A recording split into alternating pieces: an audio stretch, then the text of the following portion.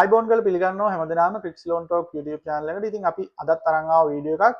අද වීඩියෝ එකෙන් අපි කතා කරන්න හදන්නේ අභිනවයෙන් පත්වෙච්ච ශ්‍රී ලංකා ක්‍රිකට් තේරීම් කමිටුව ගැන.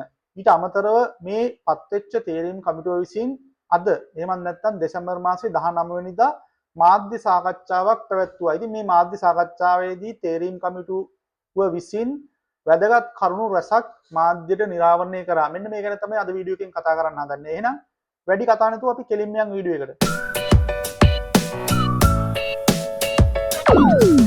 වීඩියෝ එක පටන් ගන්න කලින් සියලු දෙනාගෙන් ඉල්ලීමක් කරනවා අපේ channel එක subscribe කරන්න කියලා. ඒ වගේම like එකක් comment එකක් පුළුවන් වුණොත් දාන්න. right. අපි යන් මාතෘකාවට.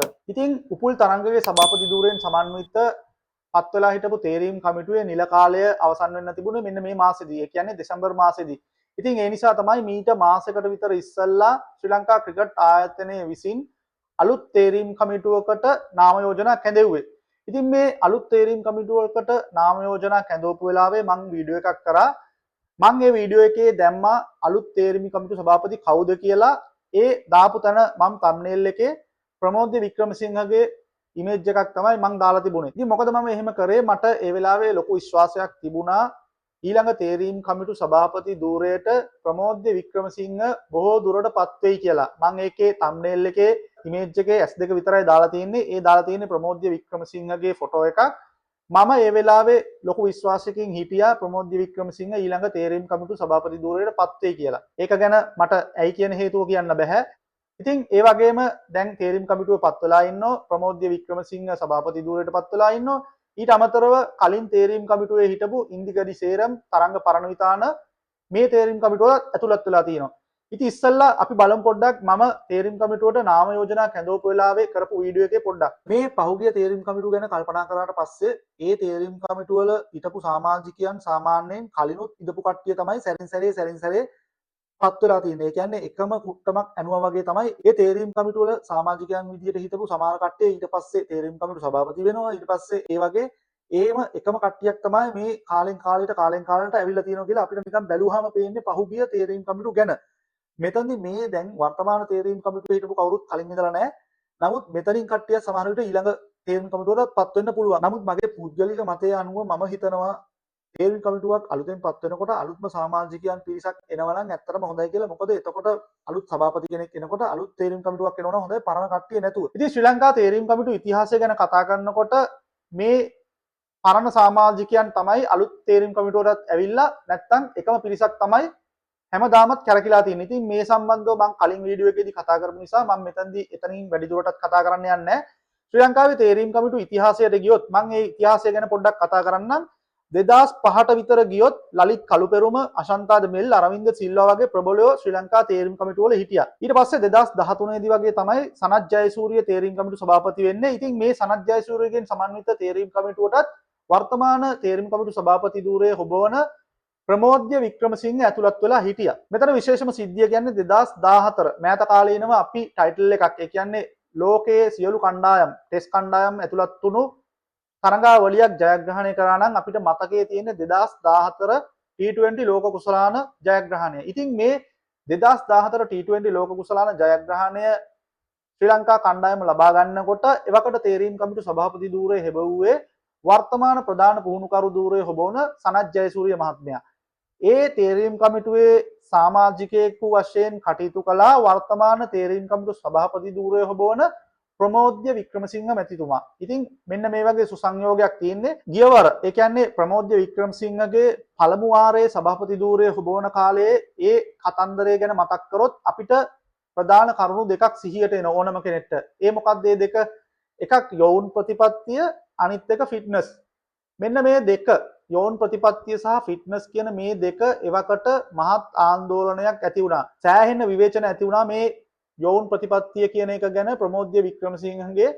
මොකද ජ්‍යෙෂ්ඨ ක්‍රීඩකයන් ගොඩක් ප්‍රමෝද්‍යගේ කතුරට අහු වුණා. ඒ අතරින් අපි කතා කරොත් දිමුත් කරුණාරත්න, ඇන්ජලෝ මැතිව්ස්, තිසර පෙරේරා, ඉසුරු උදාන, සුරංග ලක්මල් ඒ වගේ සෑහෙන්න නම් ප්‍රමෝද්‍ය වික්‍රමසිංහගේ කතුරට අහු වුණා. මෙතන ආందోලනාත්මක සිද්ධිය වුණේ එවකට 32 වෙනි දිවියේ පසු වුණු තිසර පෙරේරා. මේ ප්‍රමෝද්‍ය වික්‍රමසිංහගේ තේරීම් හේතුවෙන් කලකිරිලා ඔහුගේ සමු ගැනීම ප්‍රකාශයට පත් කරා. එතකොට තිසර පෙරේරාගේ වයස අවුරුදු 32යි. ඉතින් මේක විශාල ආందోලනයක් වුණා. නමුත් තිසර පෙරේරා එවකට මාධ්‍යයට කරුණු නිරාවරණය කරේ නැහැ. නමුත් ඊට පස්සේ අවුරුදු 2ක් 3ක් පහුවෙලා 2023 ලෝක කුසලානයෙන් පස්සේ තිසර පෙරේරා හල්ලතේ වනන්න ගත්තා. එතෙන්දී තිසර පෙරේරා මේ ප්‍රමෝද්‍ය වික්‍රමසිංහගේ මේ ප්‍රතිපත්ති සම්බන්ධව සෑහෙන්න විවේචන ඉදිරිපත් කරා. 2023 දී තිසර පෙරේරා මේ මාධ්‍යට කරුණු නිරාවරණය කරනකොට ඔහු පවසා සිටියේ ඔහු ගිවිසුම්ගතව සිටි නිසා වසරක කාලයක් යනතුරු ගිවිසුම අවසන් වෙලා වසරක කාලයක් යනතුරු ඔහුට මාධ්‍යට අදහස් ප්‍රකාශ කරන්න හැකියාවක් තිබුණ නැහැ. ඒ නිසා තමයි ඔහු මුනිවත රැක්කේ කියලා. නමුත් පසුව ඒ කියන්නේ 2023 වර්ෂයේදී ප්‍රමෝද්‍ය වික්‍රමසිංහ ඇතුළු මේ තේරීම් කමිටුවේ ප්‍රතිපත්ති දැඩි දෝෂ දර්ශනයට සහ විවේචනයට ලක් කරන්න තිසර පෙරේරා එවකට කටයුතු කරා. මොකද තිසර පෙරේරාට එහෙම අදහස් ප්‍රකාශ කරන්න අවස්ථාවක් හම්බුලා තිබුණා. 2023 ලෝක කුසලානයේ පළමු වටයෙන්ම ශ්‍රී ලංකා කණ්ඩායම ඉවත් වෙලා හිටියේ. ඉතින් ජ්‍යෙෂ්ඨ ක්‍රීඩකයන් ඉවත් කළා යෝන් ක්‍රීඩකයන් එක්ක ගිහිල්ලා නමුත් ජයග්‍රහණයක් ලබා ගන්න බැරි වුණු නිසා තිසර පෙරේරා ඇතුළු මේ සමාජ මාධ්‍ය ඇතුළු සියලු දෙනා ප්‍රමෝද්‍ය වික්‍රමසිංහව විවේචනය කරා.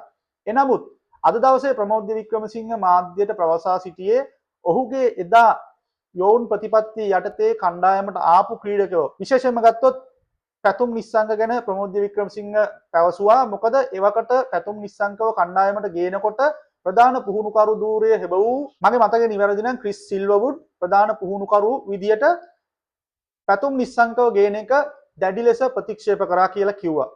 එහිදී ප්‍රමෝද්‍ය වික්‍රමසිංහ කිව්වලු මම වගකීම බාර ගන්නම් එයාව ගස්සන්න කියලා. එහෙම වගකීමක් අරගෙන තමයි පැතුම් නිස්සංගව කණ්ඩායමට ගෙනාවි කියලා ප්‍රමෝද්‍ය වික්‍රමසිංහ මේ මාධ්‍ය සාකච්ඡාවේදී පවසලා සිටියා. ඊට අමතරව ගත්තොත් ප්‍රමෝද්‍ය වික්‍රමසිංහගේ ඒ ප්‍රථම වතාවේ තේරීම් කමිටු සභාපති ධූරයේ හොබවන කාලේ ප්‍රතිපත්ති මම කිව්වා එකක් යෝන් ප්‍රතිපත්ති අනිත් එක ෆිට්නස්.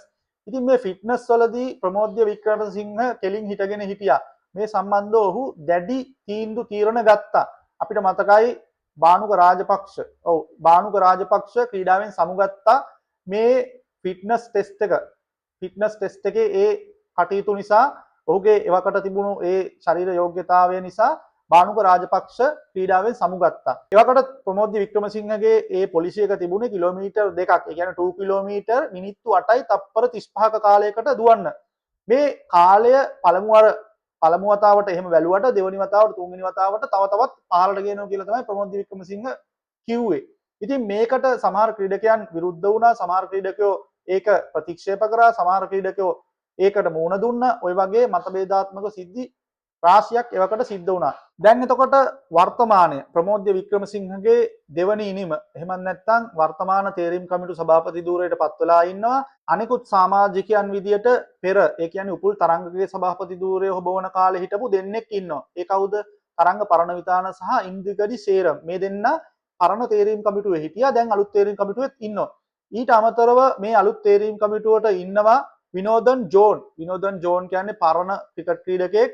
1980 ගණන් වල සෙල්ලම් කරපු ක්‍රීඩකයෙක්. ඊට අමතරව තේරීම් කමිටුවට පත් වෙලා ඉන්නෝ කාන්තාවක් ප්‍රථම වතාවට රසාන්ජලීද අල්විස්. මෙන්න මෙයත් එකතු වෙලා ඉන්නෝ තේරීම් කමිටුවට කාන්තා පැත්ත රසාන්ජලීද අල්විස් සහ යම්කිසි තේරීම් කමිටුවේ සමාජිකයන් කීප දෙනෙක් කිව්වා ඒ කට්ටිය තමයි කාන්තා පැත්ත බලන්නේ. ඊට අමතරව යෝන් ඒ කියන්නේ අපේ 19න් පහළ ඒ ටික බලන්න ඔය විනෝදන් ජෝන් ඇතුළු ඔය තව දෙන්නෙක් එහෙම නම් කරලා තිනෝ කිව්වා සභාපති ධූරයත් එක්ක සභාපතිත් එක්කම. ඉතින් අභිනවයෙන් පත්වෙච්ච තේරීම් කමිටුවේ ප්‍රථම මාධ්‍ය සාකච්ඡාව අද දිනේ පැවැත්වුණා. දෙසැම්බර් මාසේ 19 වෙනිදා අද දිනේදී පැවැත්වුණා ප්‍රථම මාධ්‍ය සාකච්ඡාව. මෙතනදී ඉතාමත් වැදගත් කරුණක් ප්‍රකාශයට පත් කරා. ඒ කියන්නේ 2023 ලෝක කුසලානයේ දක්වා මූලික සංචිතයක් එහෙමත් නැත්නම් 25 දෙනෙක්ගෙන් යුක්ත සංචිතයක් එයාලා අරගෙන තිනෝ.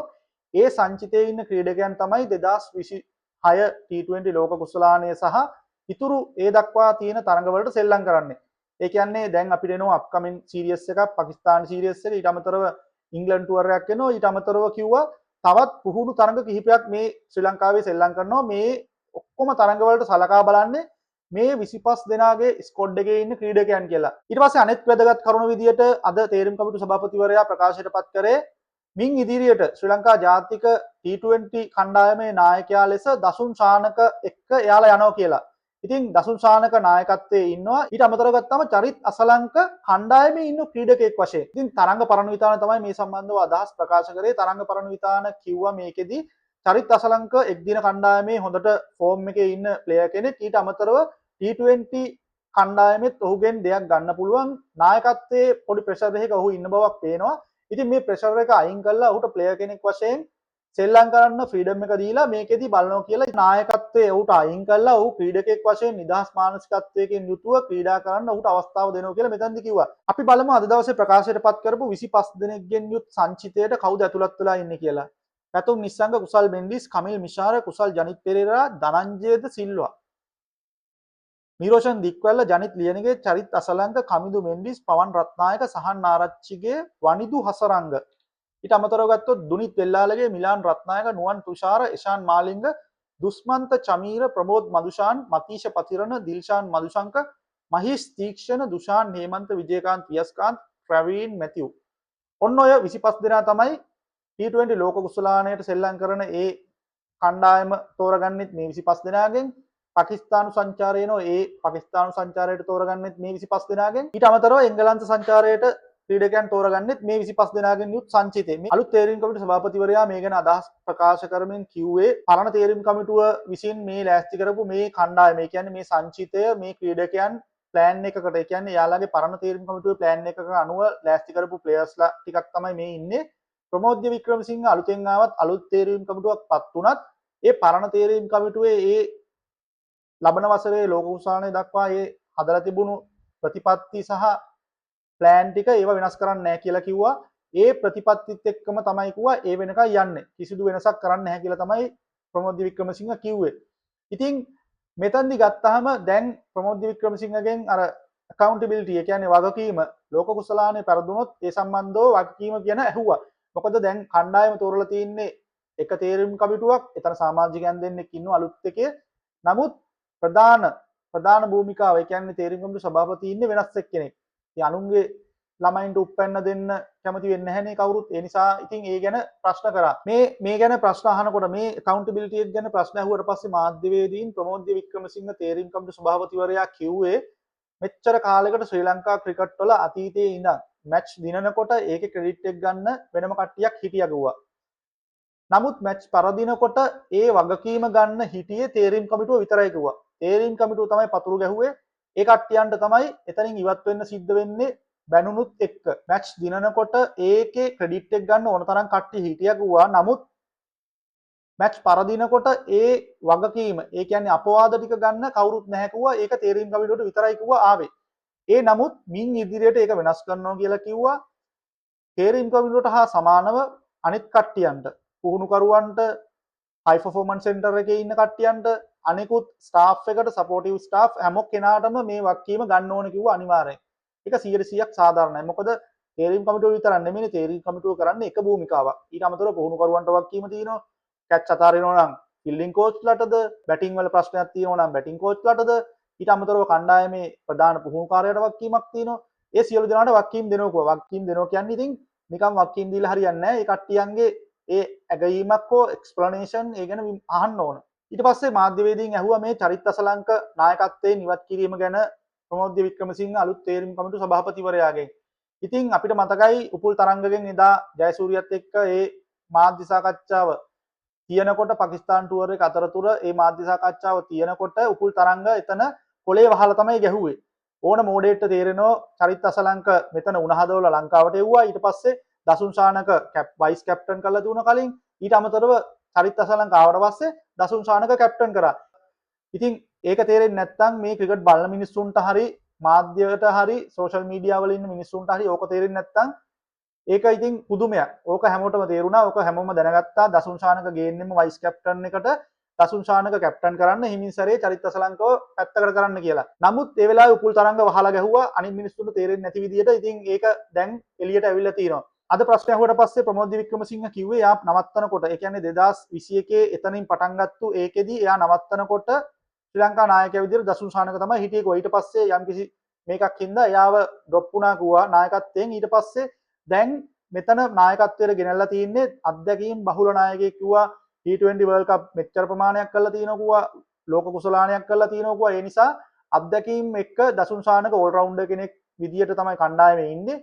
එයාගේ අත්දැකීමුත් එක්ක එයාට නායකත්වය මෙතන යත් එක්ක යනවා කියලා තමයි කිව්වේ. ඉතින් මේ ගැන මට තියෙන ප්‍රශ්නේ ඇත්තටම දසුන් ශානක නායකත්වයේ ඉඳලා දසුන් ශානක ඩ්‍රොප් වෙන්නේ එයාගේ පර්ෆෝමන්ස් නැති නිසා. ඒ කියන්නේ බැට්ස්මන් කෙනෙක් විදියට දසුන් ශානක අසාර්ථක වුණා. ඉතින් ඒ නිසා එයාගේ කැප්ටන්කම ගහලා ගියා. එයා කලින් කැප්ටන් ඉන්නකොට බෝලේ වැඩි අල්ලන්න ගත්තේ නැහැ. බෝල් කරන්න ආවේ නැහැ.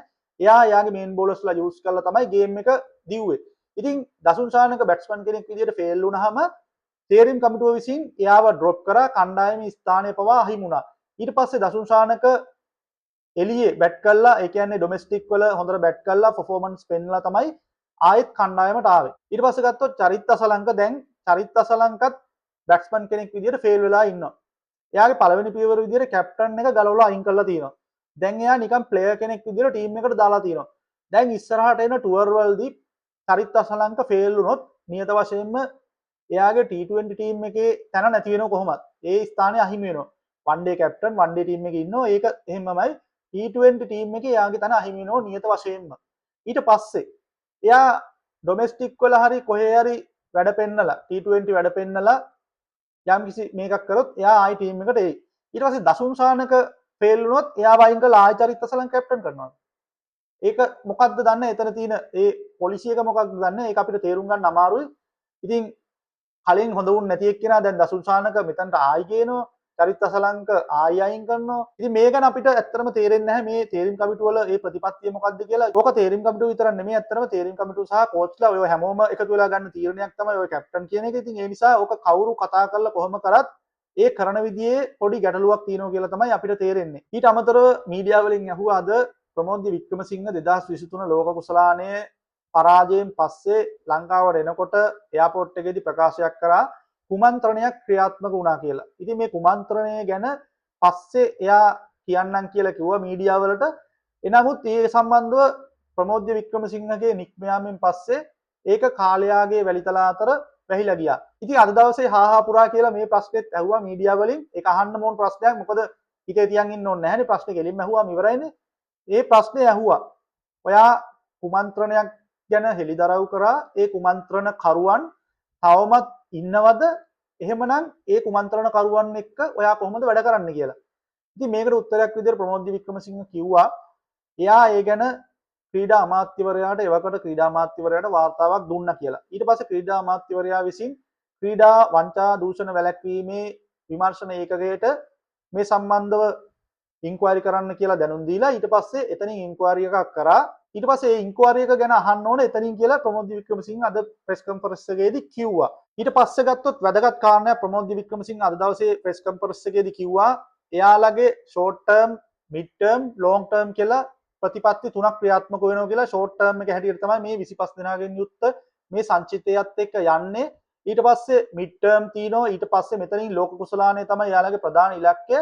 එතනින් පස්සේ තමයි මිඩ් ටර්ම්ස් යන්නේ. ලොන්ග් ටර්ම් විදියට ප්‍රමෝද් වික්‍රමසිංහ හොඳ වැදගත් කතාවක් කිව්වා. තේරීම් කමිටුව විදියට එයාලා ශ්‍රී ලංකා ක්‍රිකට් ආයතනයත් එක්ක එකතු වෙලා ලංකාවේ තියෙන ස්කෝලවල 19 ගහන එහෙමත් නැත්නම් ෆස්ට් 11 ගහන තේරෙන හොඳම ප්ලේයර්ස්ලා ඊළඟට ක්‍රිකට් එකට ඒ කියන්නේ ක්ලබ් වලට ඉන්න ප්ලේයර්ස්ලාව තෝරගෙන 45 දෙනෙක් විතර කියලා තමයි මම හිතන විදියට කිව්වේ.